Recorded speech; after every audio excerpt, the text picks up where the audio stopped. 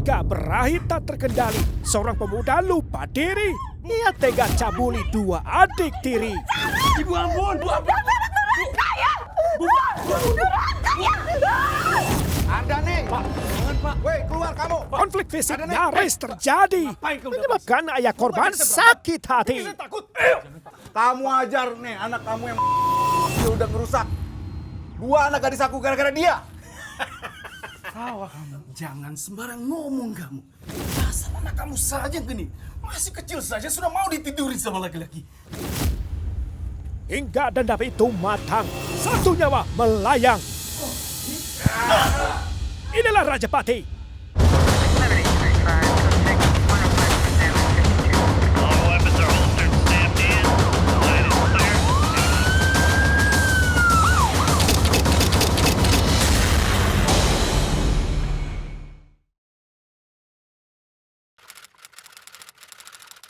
Alkisah dua keluarga hidup bertetangga kurang lebih 20 tahun lamanya. Kedua keluarga tersebut ialah pasangan Ardani dan Santi serta pasangan Romani dan Siti. Saking akurnya, putra kandung Ardani dan Santi, Sarul namanya, si bungsu dari dua bersaudara, dirawat dan dibesarkan oleh Romani dan Siti sejak Sarul kira-kira 7 tahun usianya. Sementara Romani dan Siti memiliki dua putri dan tidak memiliki putra. Sebut saja namanya Farida serta Laila. Iya. Jaga anak ya. Gimana, Rul? Udah kelar? Beres, Pak. Adapun profesi Romani dan Ardani serupa. Ardani mana nih? Mereka pedagang jual jasa beras santan kelapa di Pasar Klender, Beres, sih. Jakarta. Saban hari kompak mencari nafkah sehingga hubungan kedua keluarga pun sudah seperti saudara. Kedua keluarga rukun damai satu sama lain. Sampai tahun 2019 kehangatan tersebut mulai mendingin. Assalamualaikum. Ya.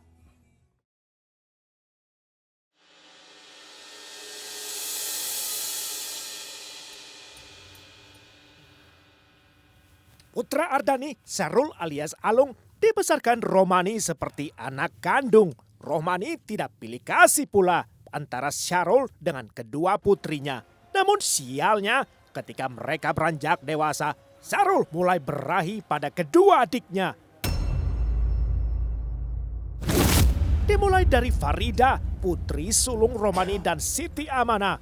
Ia merayu, Farida tergoda, tak butuh waktu lama, keduanya pun naik ranjang bersama.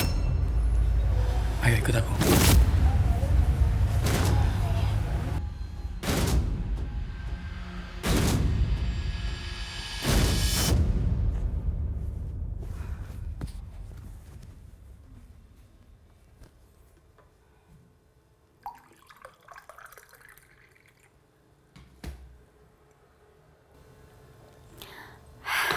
Perbuatan laknat mereka akhirnya diketahui oleh Siti Amanah, namun aib tersebut dikubur demi nama baik keluarga. Suara apaan tuh?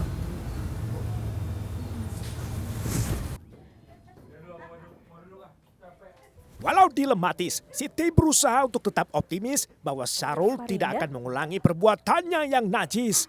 Namun teguran Siti justru ditepis ketika Syarul menggauli adik bungsunya pula. Sungguh ironis. Astagfirullahaladzim! Syarul! Dasar anak durhaka ya! Itu adik kamu, Syarul! Ibu ampun!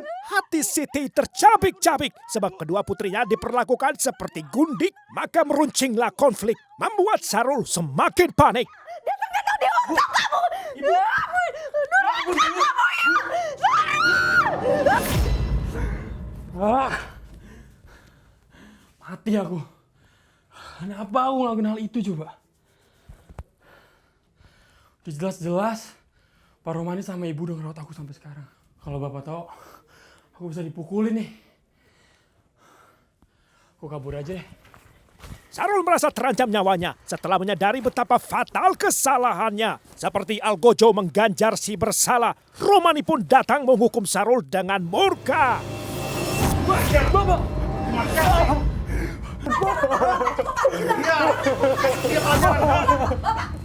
Bapak bunuh anak ini, kita harus ngomong apa sama bapak kandungnya, Pak? Jangan, Pak. Sudah ya, Pak. Cukup, Pak. Berhenti, Pak. Oh iya. Dia masih ada bapak. Oke, kita bawa dia sekarang ke sana. Apa? Biar bapaknya juga tahu diri dan gak lepas tangan. Enggak, Pak. Ayo ikut. Pak, jangan, Pak. Anak kata terima kasih kamu. Gak ada. Ayo. Ayo pulang. Ayo pulang. Pak, ampun, Pak. Pokoknya nggak mau tahu. Yang membuat lebih ironi, Romani malah tak pernah membuat laporan polisi semata demi menjaga nama baik keluarga Rohmani. Kendati demikian, hati Romani menyimpan segudang dendam. Kamu kata terima kasih. Pak, udah, Pak. Jangan, Pak. Malu. Apaan sih, Bu? Ibu tahu nggak? Ini soal harga diri. Kita punya 2 anak gadis. Iya, Pak. Ibu tahu, Pak. Udah, Pak. Tapi jangan sekarang, Pak. Malu, Pak. Sama tetangga, Pak. Malu. Pak, maafin, Pak. Nggak ada. Sini. Diam. Pak. Ada nih. Jangan. Ada nih. Pak, jangan, Pak. Woi, keluar kamu. Pak. Ada nih. Hei, Pak. Ngapain kau datang ke sini? Mau ngajak saya berantem? Kau pikir saya takut? Jangan, Pak. Pak, jangan, Pak. Kamu ajar nih anak kamu yang dia udah mengalami Farida, anak aku, dan dia udah ngerusak 2 anak gadis aku gara-gara dia. Tawa kamu. Jangan sembarang ngomong kamu. Dasar anak kamu saja yang gini. Masih kecil saja sudah mau ditidurin sama laki-laki. Pak, udah, Pak. Jangan, Pak. Pak, udah, Pak. Ibu apa? Iya. Sosok Ardani dikenal berwatak keras. Bila marah perlakuannya terbilang ganas. Terlebih ketika Ardani terbelit masalah utang. Nasib Santi kian malang. Ini apa nih? Kamu mau minta uang lagi ya sama saya? Kamu pikir saya ini ATM kamu apa? Aksi kekerasan terus dialami oleh Santi saban hari. Setiap kesalahan digilas suami. Udahlah, kamu itu hanya uang melulu. Tak berdaya juga tak ada orang yang peduli dan bersimpati. Saya ini setiap hari peras keringat di pasar. Tapi kamu malah enaknya habisin uang. Ya ampun, Pak. Ardani sepenuhnya berkuasa di rumah. Tidak ada yang berani melawan dia. Apalagi membelot atau membantah perintahnya. Santi menanggung derita. Hatinya amat nelangsa. Merindukan belayan kasih sayang pula.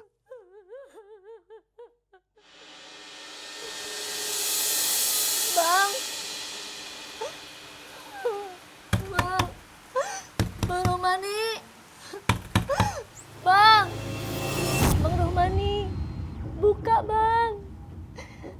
Abang. Bang. Abang.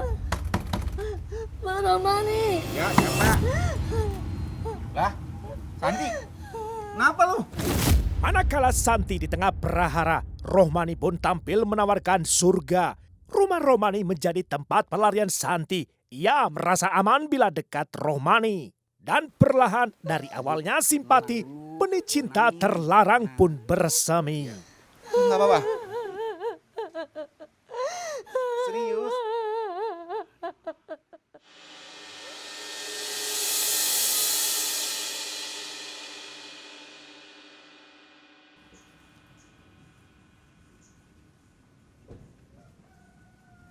Diam-diam terjadi pertemuan-pertemuan rahasia antara Rohmani dan Santi tanpa sepengetahuan keluarga. Sejoli bermain api mengecap berahi layaknya pasangan suami istri. Halo, Santi, abang di rumah? Iya. Kamu kesini ya? Oh, Buruan. iya. Saya kesana ya, Bang. Ya. Bang.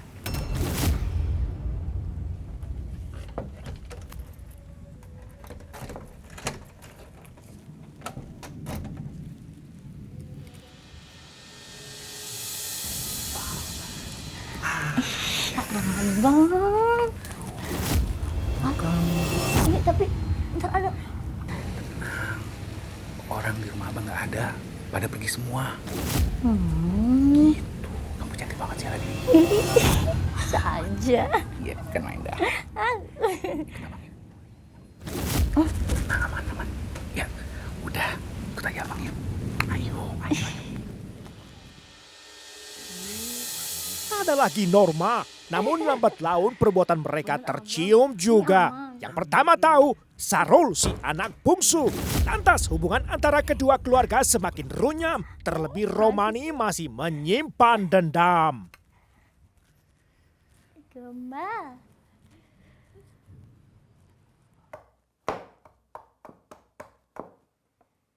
Sejak bulan Januari, perselingkuhan Romani dan Santi berlangsung mulus di belakang Ardani. Lambat laun timbul niat di hati Romani untuk merebut Santi dari tangan Ardani.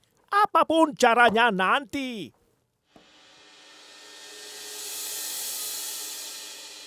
Romani pernah mengajak Santi kawin lagi, namun mustahil sebab status Santi masih bersuami. Pagi, siang, dan malam, isi benak Romani runyam.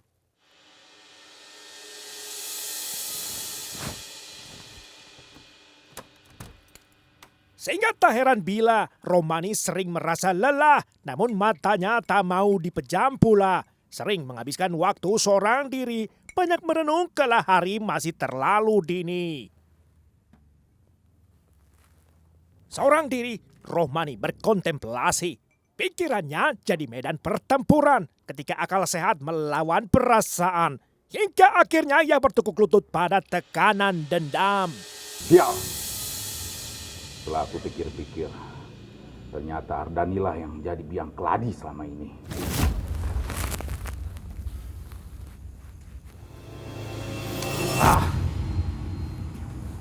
Aku udah gak perlu ragu lagi.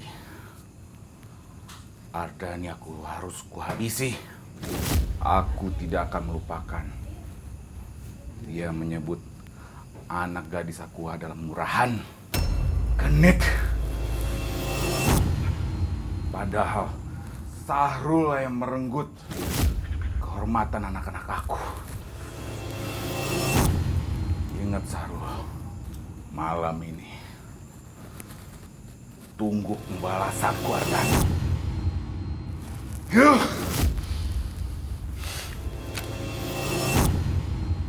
Romani gelap mata, ia langsung menuju dapur untuk mencari senjata. Sementara Ardani masih tidur nyenyak di kamarnya.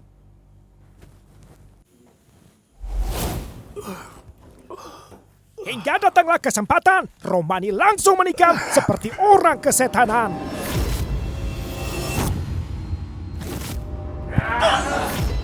Ketika Ardani pingsan setelah kehilangan banyak darah, Romani tidak putus akalnya. Agar tidak terlacak jejaknya oleh polisi, Romani mendapat ide seolah-olah Ardani bunuh diri. Selesainya, Romani meninggalkan Ardani begitu saja, meregang nyawa. Ia langsung pulang ke rumah, beristirahat hingga fajar mereka. 4 jam pasca peristiwa, belum ada satupun keluarga yang terjaga.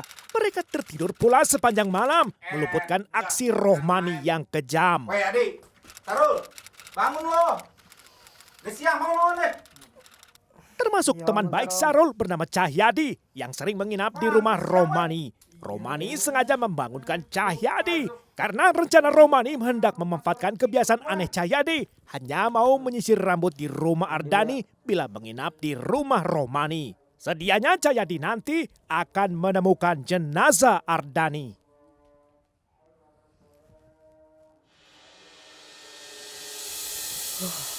Rul, bangun Rul. Sarul, woi. Bangun apa lu? Ayo temenin gue ya. Ngapain? Gue mau nyisir nih. Dan benar saja, Cahyadi bertindak sesuai rencana. Romani memainkan peran dalam peristiwa. Lantas apa langkah Romani selanjutnya? Ayo sayang, makan dulu ya. Pinter anak ibu.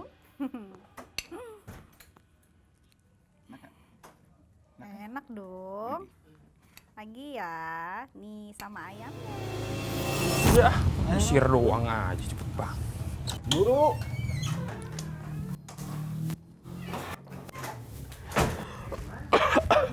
Cari cepetan lama banget.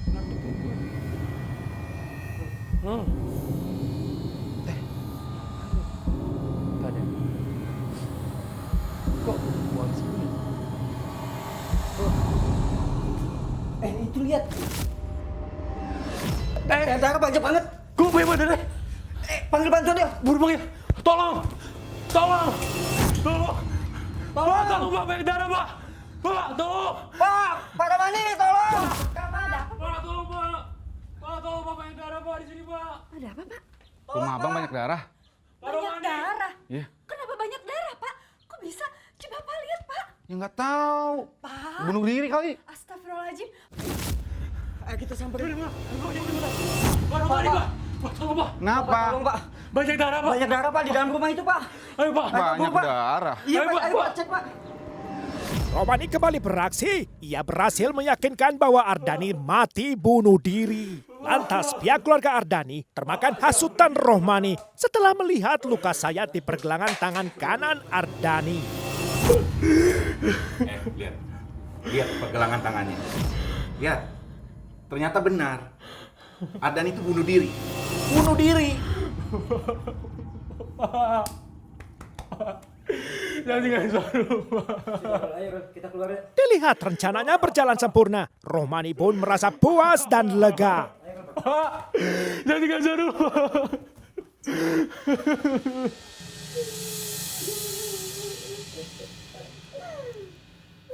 Suasana duka menyelimuti rumah Ardani. Para pelayat mulai berdatangan termasuk keluarga Romani. Romani tampil percaya diri sambil berpura-pura bahwa dirinya bersedih. Sabar ya.